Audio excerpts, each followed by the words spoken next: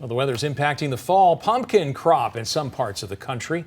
Farmers from New Jersey to Kentucky have been battling conditions that impacted this year's crop. Some of their pumpkins may be smaller than usual. We sent Way 31 meteorologist Grace Anello to Isom's Orchard in Limestone County to check out the crop around here. Grace?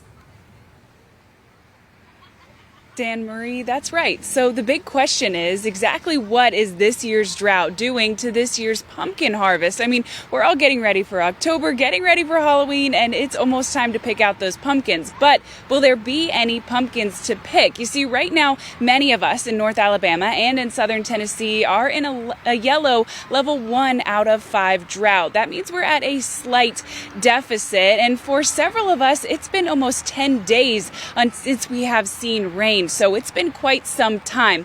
But the good news is most of the pumpkin crops have already matured. Now, I spoke with Wes here at Isom's, and he told me that we're actually seeing some pretty good pumpkin crops this year. Now, everything that you're seeing in this field has already matured. However, there are some pumpkin crops that have not quite matured yet, and this drought could definitely affect them. Of course, we're starting to see these above average temperatures, and we saw plenty of those this summer, but Wes tells me it wasn't sustained enough to officially destroy the crop. In fact, what he said was worse was the frost we had last March. So even though we're looking at a little bit less rain, he said every time we've gotten to the point where it almost destroyed the crop because of severe drought, then we had just enough rain to come to push us back into a healthy category for the plants. So things are looking good here at Isom's, and things should be looking good for your Halloween, your October, and your front porch decorations. Now, I'll be back right here at 5 o'clock to talk about some of the other crops that maybe are or aren't